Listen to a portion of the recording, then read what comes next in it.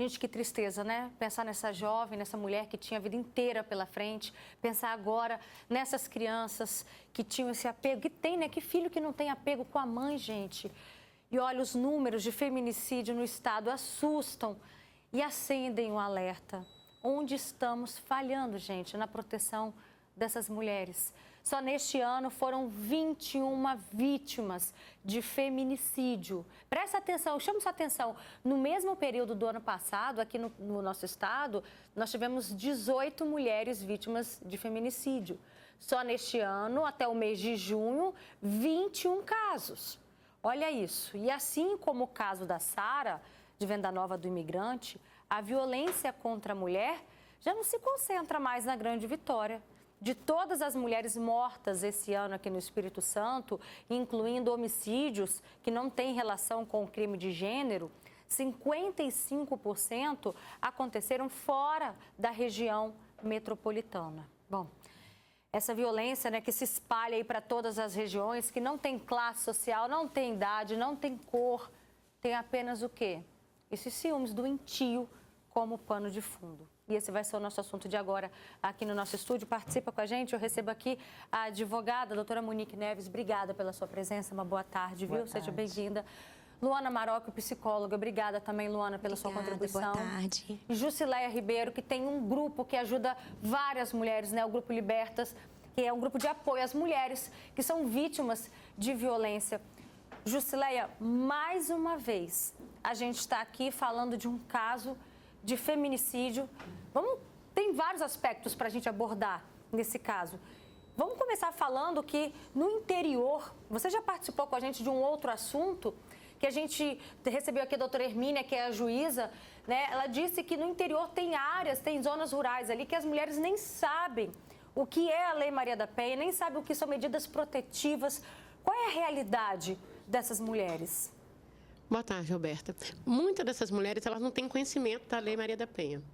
Assim, no interior, então, como a doutora Hermínia citou aquela vez que nós tivemos, no interior, então, assim, elas não têm mesmo essa informação, elas acham que foram casadas para aguentar aquilo a vida toda. Então, assim, elas não têm informação. Na região metropolitana, tem informação? Tem. Mas também tem falta de ferramentas para essas mulheres, Roberta. Porque fala assim, vamos incentivar a mulher a denunciar. Você tira uma mulher do interior, uma mulher que denuncia, você vai fazer o quê com essa mulher? É isso que a gente pergunta, assim, onde que estão as falhas? As falhas estão nas políticas públicas que estamos tendo. Porque se a Lei Maria da Penha for cumprida num contexto, Roberta, a gente não teríamos. Por exemplo, eu moro numa região que é a região 5 de Terra Vermelha. A região 5 de Vila Velha, que é a região mais periférica. 3 feminicídios na região de bairro, Roberta, é muito. É muito mesmo. 3 mulheres foram assassinadas. O que eles chamam de número, eu chamo de Natália, eu chamo de Miriam, eu chamo de Marli, que são mulheres que foram assassinadas lá no feminicídio pelos seus parceiros. Então, como é que o olhar não volta para aquela... Tem uma coisa errada. 3 mulheres em 6 meses assassinadas nessa localidade e 18 tentativas de feminicídio com boletim de ocorrência, mas lá que a gente temos? Nada. Porque para a mulher chegar de uma região daquela, que é longínqua, até o centro da cidade, ela tem um custo muito grande, aonde os recursos têm. Só não tem mais números maiores de feminicídio lá, Roberta, graças do CRANVIVE e dos CRAs da região, que aquelas mulheres de lá que estão lá dentro, elas fazem um trabalho esplêndido para salvar essas mulheres. Porque elas realmente, elas são... Lá é tanto que a extensão territorial é grande, que a Patrulha Maria da Penha não funciona lá. Aquelas visitas tranquilizadoras, que a polícia vai na casa, lá não tem, Roberta. Porque é uma extensão territorial e a gente chama atenção. Gente, foi 3 feminicídios num determinado lugar. Vamos abrir os olhos, tem alguma coisa errada lá. Venda Nova do Imigrante não é o primeiro feminicídio lá. Tem alguma coisa que está errado lá. O interior... Tem muito patriarcado, Roberta. Aquele que o homem é provedor, que o homem não é, a mulher na submissão. O marido mal deixa a mulher ir à igreja. Isso aí. Né? A gente escuta várias histórias, assim, você está saindo, está indo encontrar com alguém. Não, mal a mulher pode exercer a fé dela. Já, gente, daqui a pouquinho a gente vai conversar com a Thalita, que ela foi vítima de uma tentativa de feminicídio. Essa mulher está viva por um milagre. Daqui a pouquinho ela vai participar com a gente. Mas antes, doutora Monique, onde nós estamos errando? Porque o que a gente percebe, na maioria dos casos, é quando a mulher demora a identificar, ainda assim ela consegue, nesse caso, né, 1 ano de relacionamento, ela identificou né? Possivelmente ali daqui a pouco vão vir relatos de familiares, não vai demorar muito para dizer que era um relacionamento que ali não tinha muita paz, a gente sabe como é que é esse perfil, mas aí na hora que a mulher consegue terminar, é onde a gente mais vê que a mulher corre mais risco. O que precisaria ser revisto para esse momento? Então, como foi falado, o que a gente observa hoje? A mulher ela tem uma dificuldade muito grande de identificar o relacionamento abusivo.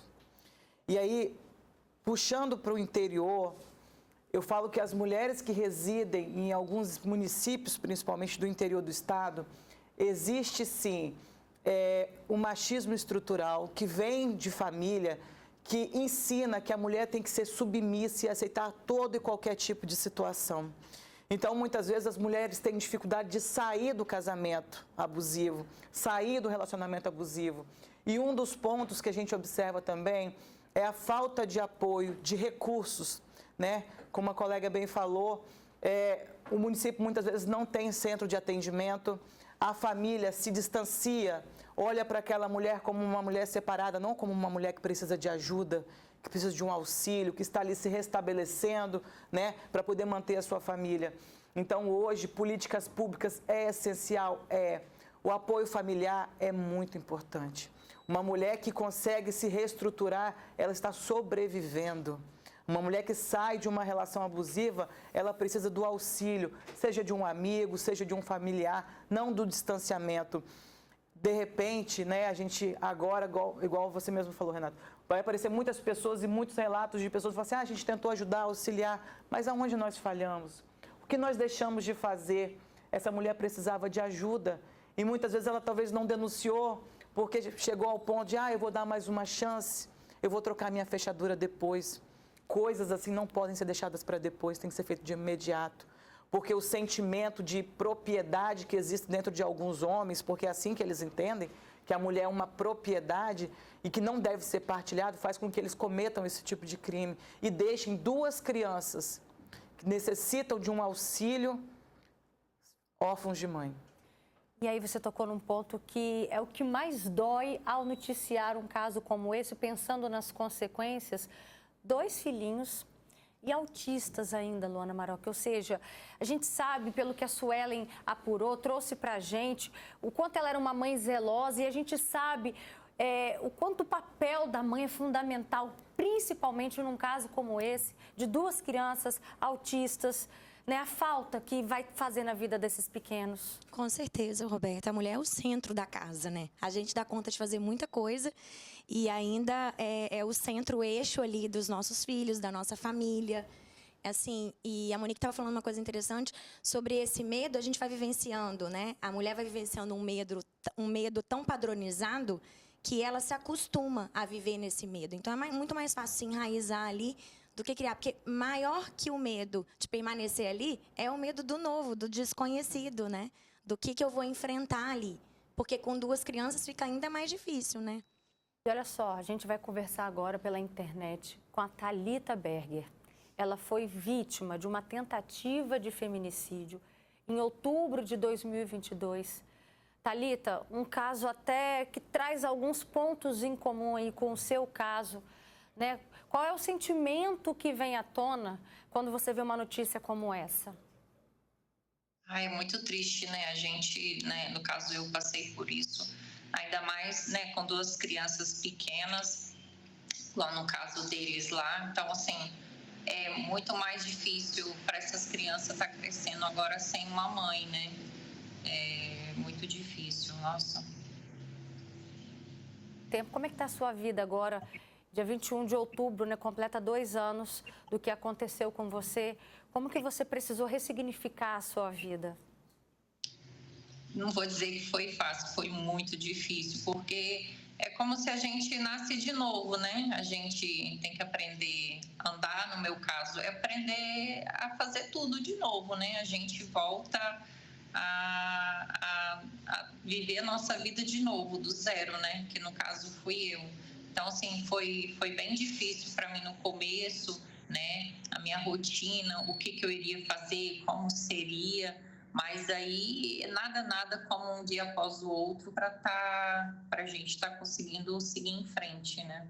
Você ficou paraplégica, perdeu os movimentos das pernas. Como é que está sendo essa nova rotina na sua vida, depois dele ter atirado contra você e, graças a um milagre, você está viva? Sim, graças a Deus. Assim, eu tenho muito que agradecer a Deus, né, por essa nova oportunidade de vida. E eu sempre falo, a gente tem que viver a cada dia, né? Temos que seguir em frente. E aí, agora eu estou estudando, estou fazendo a faculdade e estou fazendo da faculdade lá, né? E estou começando a trabalhar, graças a Deus. Assim, hoje não estou 100%, mas é cada dia para a gente estar seguindo, né? Você acreditava que ele seria capaz de cometer tamanha crueldade, violência contra você, tentar tirar a sua vida e depois fazer com todo esse desfecho, né, tirar a própria vida? Porque muitas mulheres não acreditam nisso. Muitas mulheres sofrem essas ameaças e pensam assim, ah, não, ele só está falando da boca para fora. Não vai fazer nada, né?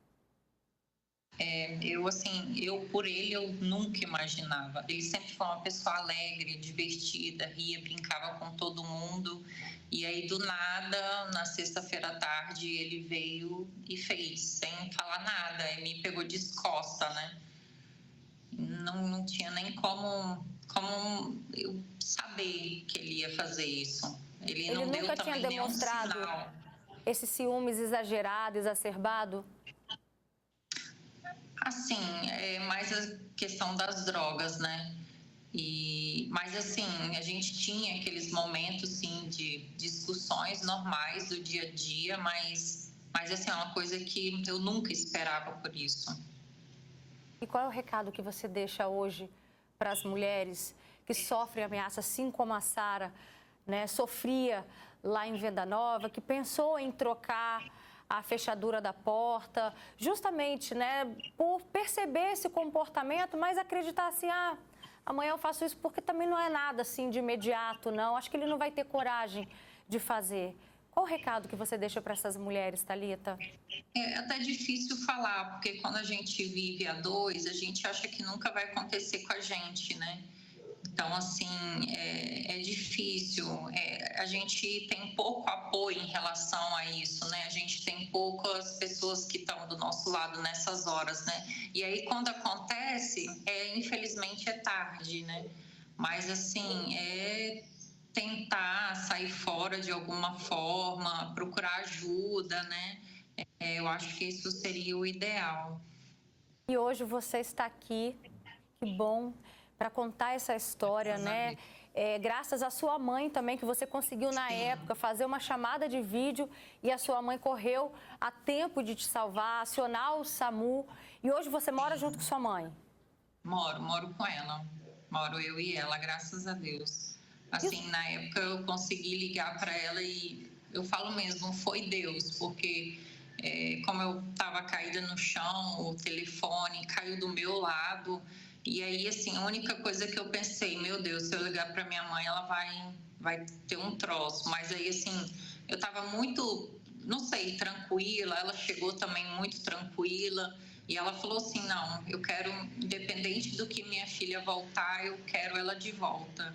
Graças a Deus, hoje eu estou aqui. Não é fácil, mas para contar essa história e poder alertar as outras mulheres também. E tudo isso por conta de não aceitar o fim do relacionamento, Thalita? Na verdade, a gente tinha separado, tinha 1 mês, quase 2 meses, né? Aí ele morava no apartamento, eu morava no meu e a gente se via todo dia. E aí, nesse dia, ele veio e fez. Só que durante a semana eu via que ele estava mais estranho, dormia mais, ficava mais na dele. E aí, ele simplesmente veio e fez. Mas, assim, pela questão das drogas, eu sempre falei com ele que eu nunca fui a favor. E aí eu cheguei para ele e sempre falava, falei, se você continuar, infelizmente, não vai dar para mim ficar com você. E aí ele veio e fez.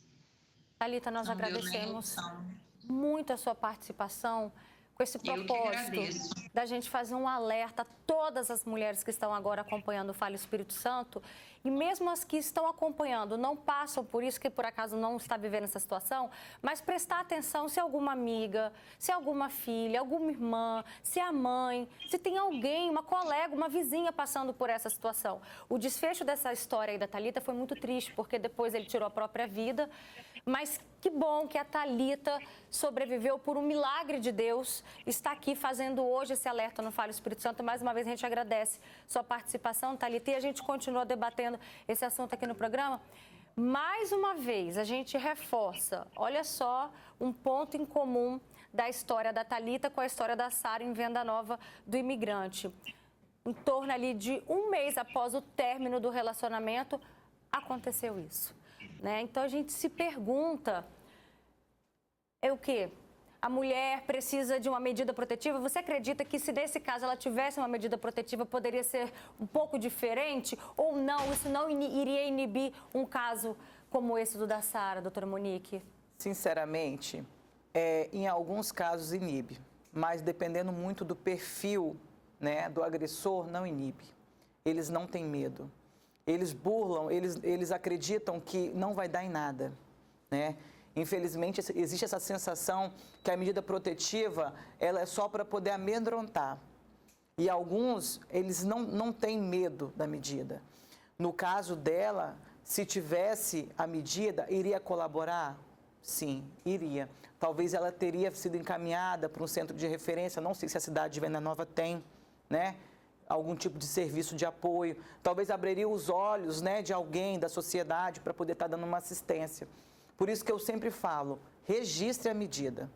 É importante, é uma proteção, mas existem sim perfis de homens que não aceitam a medida e não respeitam também.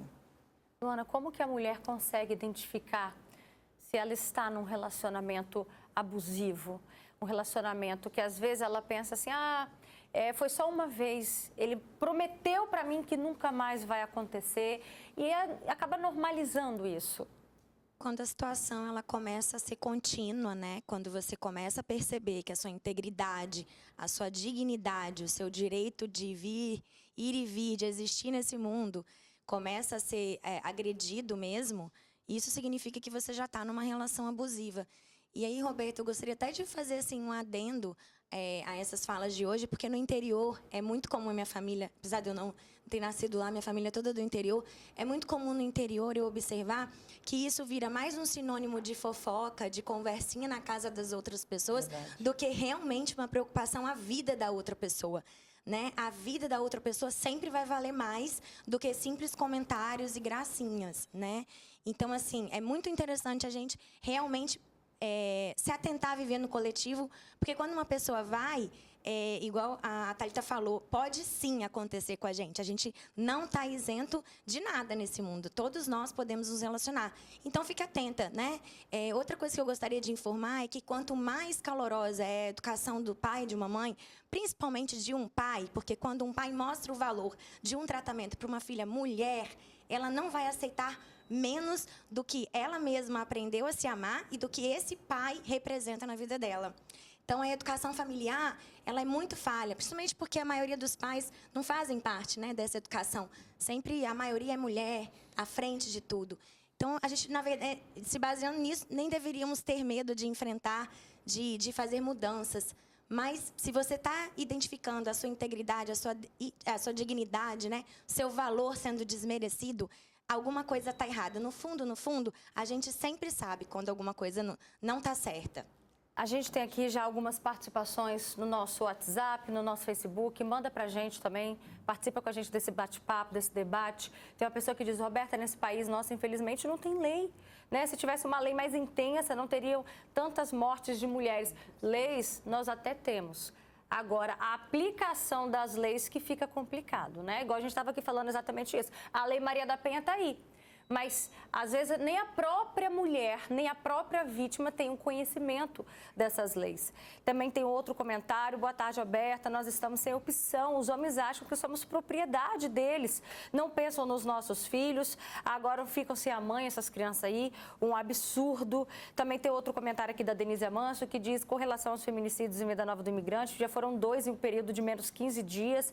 Né? E ela até dá a opinião dela, ó, boletim de ocorrência, casa de apoio, delegacia da mulher, nem sempre isso resolve o problema, porque a doença está no homem. Também tem que pensar numa assistência para esse homem. Mas de imediato a vítima é que mais precisa dessa ajuda, né? Jusileia, você atende casos de mulheres que nesse desespero acabam até se mudando, porque é ameaçada, ela não sabe do que o cara é capaz, mas bate esse medo e deixa tudo para trás. Roberto, como a Thalita falou, nenhuma mulher acha que o cara vai fazer, até ela tomar o primeiro tapa. E a pessoa assim, mas ela tomou o primeiro tapa, não vai. Na hora que você tomou o primeiro tapa, eu falo por mim, você fica em estado de choque.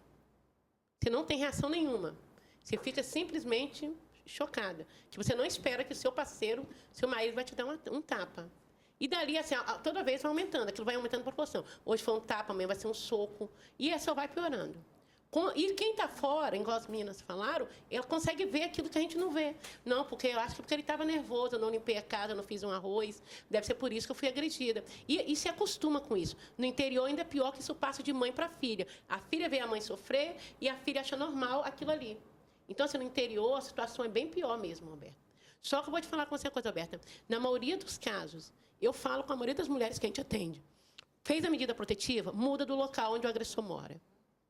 Muda. E espalha para todo mundo. Porque se a Sara tivesse falado para todos os vizinhos, que ela sofria violência, que esse homem estava ameaçando, provavelmente, quando eles viram ele ali, o tempo que ele ficou parado, alguém tinha tomado alguma providência. O primeiro grito, né, que ela deu ali dentro do apartamento. Ele ficou quase 2 horas rodando ali. Você vê pelo nome que ele ficou rodando ali muito tempo. Alguém tinha tomado. Então, o pessoal achava que talvez ele não chamou porque ela estava dormindo. Uma vizinha trocou ele, né? Porque não sabiam disso. Então, assim, a mulher assim, eu tenho vergonha de falar que eu estou apanhando. Grita, fala. A gente tem que falar. Porque muitas das vezes o vizinho não sabe. Porque, assim, eu conheço agressores que, se você vê na sociedade, são homens respeitados. No serviço, ninguém tem o que falar. Mas chega em casa, ele é um monstro. E como é que a gente vai adivinhar, Roberta? Só que eu falo com você que não adianta a gente falar assim, vamos lá denunciar. Se a gente não investir para tirar essa mulher do contexto de pagar um aluguel social, tirar essa mulher do bairro, tirar a mulher do foco. Porque, Roberta, o problema não é a denúncia. O problema é o rompimento. É a sensação de posse que o homem tem quando é rompido. Quando essa mulher fala que não quer, é a fase mais perigosa da mulher. É a fase de rompimento. Quando dá 1 mês e ele entende, a maioria das mulheres é 1, 2, 3 meses que ocorre esse negócio. Quando ele entende que ela não vai voltar, que ela tomou aquela decisão, ele ira, porque é posse, ele perdeu. Para ele, aquilo ali é um patrimônio dele. E é isso que a sociedade tem que entender, é isso que o poder público tem que entender. A gente não precisamos de discurso, precisamos de política realmente que faça uma diferença, Roberto. Não adianta eu falar assim, Roberto, nós já tivemos aqui mais de 10 vezes com juiz, com advogado e tudo mais, falando, gente, vai denunciar. A gente fala, a mulher vai lá e denuncia. Nós tivemos um número crescente de denúncia. E como é que estão essas mulheres, Roberta? No estado, nenhuma mulher recebeu aluguel social. Nenhuma mulher tem um acompanhamento psicológico digno. Não tem. Não temos políticas implementadas. E essa mulher continua sendo. Então, assim, a culpa não é só daquele homem que esfaqueou a Sara. A culpa é minha como sociedade, a culpa é do governo, a culpa é da prefeitura, a culpa é da omissão nossa em fazermos da mulher um corpo que pode ser violado a qualquer hora por homens. Luana, eu já passei por um relacionamento abusivo e meu pai falou assim para mim, minha filha, precisa saber sair. Com um jeitinho, não é assim de forma muito grosseira. E aí, olha a importância da família orientar, estar perto. Como que a gente consegue sair de um relacionamento violento, abusivo, e de uma maneira um pouco mais tranquila, garantindo a nossa proteção? Psicologicamente falando, qual seria a melhor saída? Olha, eu acho que eu não estou te fazendo bem, né? Eu estou deixando você muito nervoso, se for o caso, né? Até não pegar a responsabilidade, mas assim, minimizar ao máximo. Nunca acusar a outra pessoa, porque se ele não vê isso, não é você falando que ele vai ver, pelo contrário, você ainda vai aguçar ainda mais a ira. sair por menos, mas claro, como a Jusileia falou, com todo o amparo por detrás disso, né? Mas sair de fininho mesmo, minimizando sempre. Perfeito. Gente, obrigada pela participação de vocês. Lamentável que a gente precise fazer um alerta para todas as mulheres tendo um caso aí de feminicídio, mais um caso, né? É muito triste. Obrigada, viu? Uma boa tarde para vocês.